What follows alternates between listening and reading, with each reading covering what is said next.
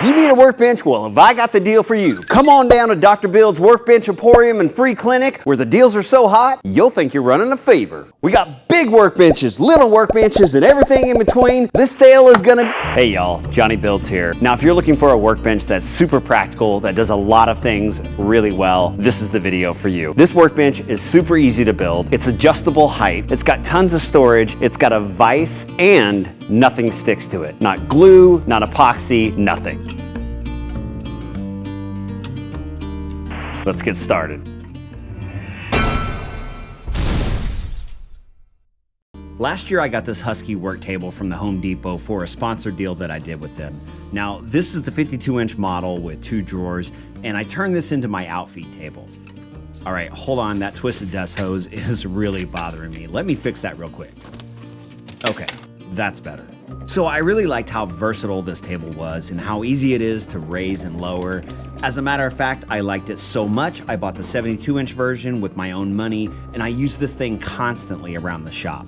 And this video is in no way sponsored by Husky or Home Depot. I just like this workbench that much. So not long ago, I made this workbench for pouring epoxy that has a UHMW top. Now it's been working out pretty nice, but there are a couple things that I would change. And this gave me the idea to make this hybrid workbench that does a lot of things extremely well, but is super easy to build along with being infinitely customizable. So I bought another Husky work table, this time the 62-inch model. I now have all 3 sizes, and I feel like this is gonna be the Goldilocks size that's just right for my shop. So these Husky work tables come with 2 different options for support. They've got these leveling feet, which with this piece, I think one of the things that makes it so useful is the fact that you can move it around your shop. So we're gonna get rid of these. Now the other option is these locking casters, which are absolute garbage, like literal garbage.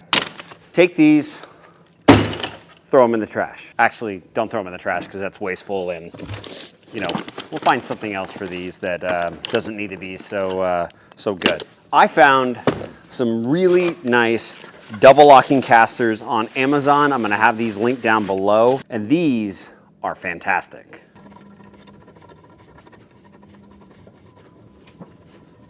Now, I'm not gonna show you every step of how to put these together because the instructions that come with it are pretty good. It's really straightforward. So real quick, let's do a build montage. And these tables go together super fast. It literally took me less than 10 minutes, maybe 5 minutes to put this whole thing together. Okay, next I'm gonna cut the UHMW polyethylene top. But real quick, I wanted to show y'all where you can get material like this. I get a lot of questions as to where you find materials like acrylic and UHMW and HDPE. And right now, I'm gonna show you. This is Allied Plastic Supply here in Oklahoma City. They've got other locations in other cities. And if you're near a major metro area, you're gonna find a place like this where you can get this type of material. And so I picked up a 4x8 sheet of UHMW that's 3/8 of an inch thick. Another thing is when you buy material like this, you often don't have to buy the entire sheet like you do with plywood. I could have bought a 2x8 sheet of this. That would have been half the cost. Now, this is perfect for epoxy pours and for any sort of glue squeeze out, as that's just gonna pop right off once it's dry. But ultra high molecular weight polyethylene is also extremely durable. So I know this tabletop is gonna last for years to come. Okay, so I'm cutting it down to size, and I'm cutting it just a tad oversized. And then on the end, I decided just to freehand cut the length with the circular saw rather than taking a couple extra seconds to set up a straight edge. And cutting corners caused me literally to cut this corner. Oh well, it's not that big of a deal. So for obvious reasons, you can't just glue this down to the top of the workbench because it's not gonna stick. So I'm gonna attach it with some countersunk 1¼ screws. And if I was doing any sort of epoxy pour on this bench where I thought the epoxy could seep into one of those screw holes, I could just throw a small piece of tape over it and that would prevent that from happening. Again, I cut this oversized so I could come back with my router and a flush trim bit and then cut it back for a perfect fit. Now, this stuff can be pretty sharp when you cut it, so hitting it with a round over is a good idea. You know, I was thinking the other day about what's important, and a couple things popped up. 1, beer, for sure. 2, Star Wars. And 3, my family. although probably not in that order. But in all seriousness, it's really important to know that if anything was to ever happen to me, my family is going to be taken care of. And that's why I want to talk to you about the sponsor of today's video, Policy Genius. So having life insurance gives you that peace of mind knowing that if something were to ever to happen to you, your loved ones would have that financial cushion to take care of the mortgage, education costs, loans, and just all of those everyday expenses. And just having coverage through your employer may not be enough to provide for your family. As a matter of fact, most people need 10 times the coverage they get through their employer. Policy Genius is the one-stop shop for finding and buying the insurance policy you need. And getting started is so easy. Just click on that link down below or go to policygenius.com/JohnnyBuilds and answer a few questions about yourself. And in just minutes, you can compare quotes from top companies to find the lowest price and the coverage you need. You could save 50% or more on life insurance by comparing quotes with Policy Genius. Just head to policygenius.com/JohnnyBuilds to get your free life insurance quotes and see how much you can save.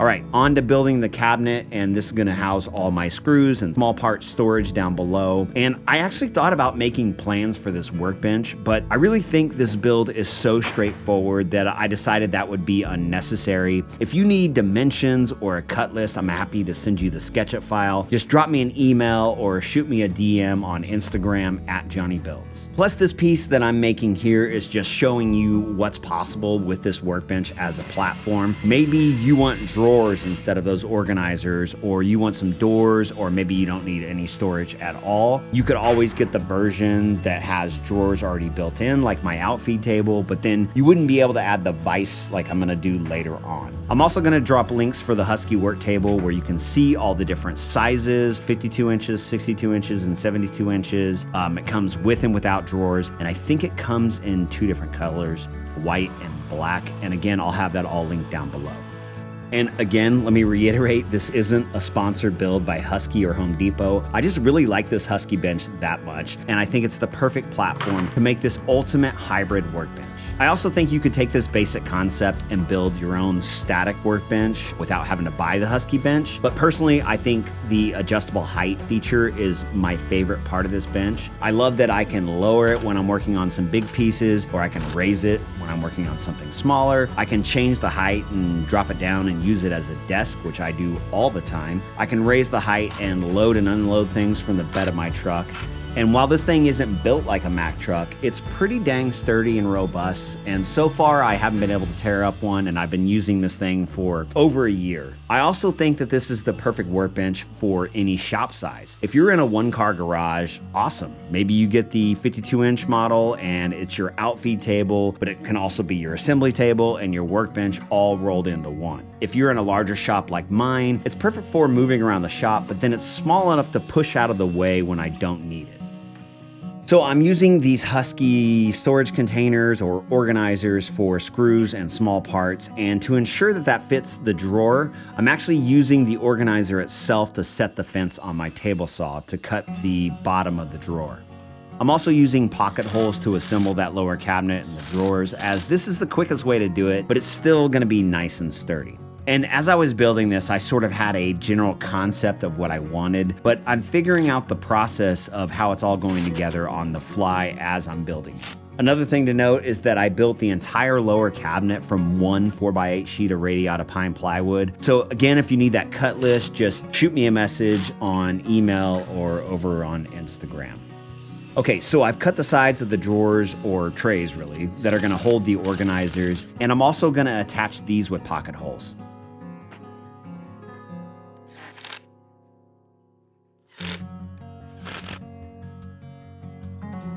And again, since I wanted to build this whole cabinet out of one sheet of plywood, I'm using some scraps to join the top by cutting 2 3-inch wide strips that I'll attach with pocket holes. Now, the cabinet would look better if it had a solid top panel, but they can't all be pretty, and we're aiming for function over form on this piece. Also, here's a quick tip for setting the distance of the interior panels. Use the slides themselves and then something to shim it about 1/16 of an inch. I used the instructions that came with the slides, and then set the drawer in place. Now, once everything is flush and square, I can add in that side panel and butt it right up against the drawer, which is now perfectly spaced to fit between the drawer slides once they're installed. The main thing to keep an eye on is the top and the bottom of this interior panel staying square to the cabinet while you drive in those pocket screws. So driving in the screws towards the drawer, like I have it here, actually helps it stay aligned. The organizers for the right side of this cabinet are slightly more narrow than the double-decker ones that I used on the left side. So again, I'm going to use those drawer slides, a shim, and the drawer itself to set the spacing of that other interior panel. One of my least favorite things to do when building cabinets is installing drawer slides and then trying to keep everything lined up perfectly. So I really like to take the guesswork out of it by using a scrap board to set the height of the slides, starting with the ones for the upper drawers and working my way down.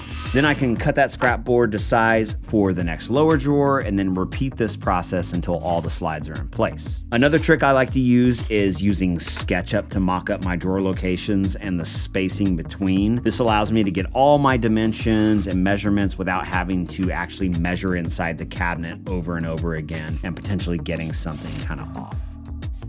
Okay, the drawers are almost done, and then I'm cutting a couple trim boards that's going to close off the front and the back and match the height of the sides and kind of hold the organizers in place. Now, to install these, I'm just going to use a combination of wood glue with some super glue and then some activator. That's going to quickly allow these to adhere, but then allow that wood glue to dry without having to actually clamp anything.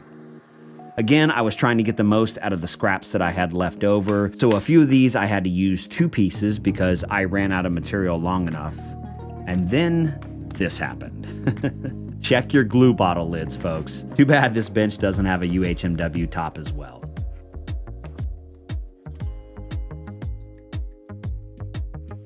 Okay, now we're into the home stretch and I can install all the drawers and see if those organizers fit. Spoiler alert, they did. I think I'm really gonna like having all my screws organized and accessible right at my workbench. Okay, this workbench has one more trick up its sleeve. So I've needed a decent woodworking vise in the shop for a long time now, and I found this one on Amazon. I think it was around 50 bucks. I've got it linked down below along with everything else that I've used on this build. So to attach it, I need to add a 2x4 to the underside of the work table to give the vise something thick enough to attach it to, and then set the top of the vise around the same height as the top of the workbench itself. I had to sand away the finish on the underside of the bench, and then I can just glue on this 2x4 that I cut to size and add a couple screws to reinforce it. I'm gonna use a couple 2-inch lag screws to attach the vise to that 2x4, and first I drilled a couple pilot holes for those. For the vise jaws, I don't need anything too fancy like hardwood or anything pretty like that. So I just used a couple of those leftover scrap radiata pine pieces.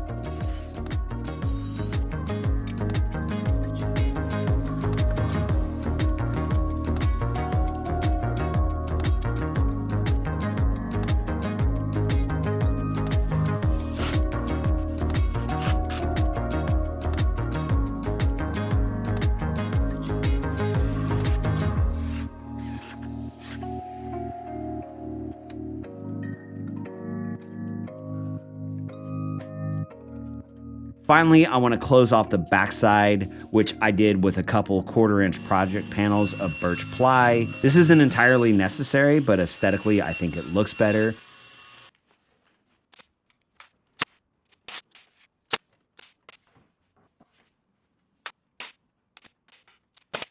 Okay, with that, this little workbench is all done.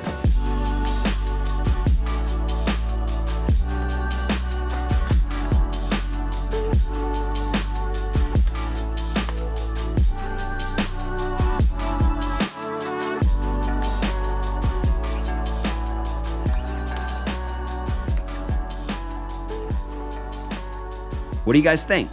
Pretty simple, straightforward, but also incredibly useful. I mean, look at me use the vise and plane this random board that I didn't need to plane just to show you that you can do so. I'm actually impressed while I'm doing this with how solid the casters are. Like, this bench was barely moving. All right, now for the ultimate test. Will anything stick to this workbench? I'm gonna pour some epoxy and some wood glue and then let that dry overnight. And then the next day, the peel test. Now, would you look at that? It just comes right off. Would you look at this? You know what I mean? Yeah, sure. Okay, drop me a comment and let me know what y'all think about this build. Make sure y'all get subscribed, and if you build a version of this workbench, make sure you post a picture on Instagram and tag me at Johnny Builds. All right, thanks for checking this one out, and I'll see y'all back here next time.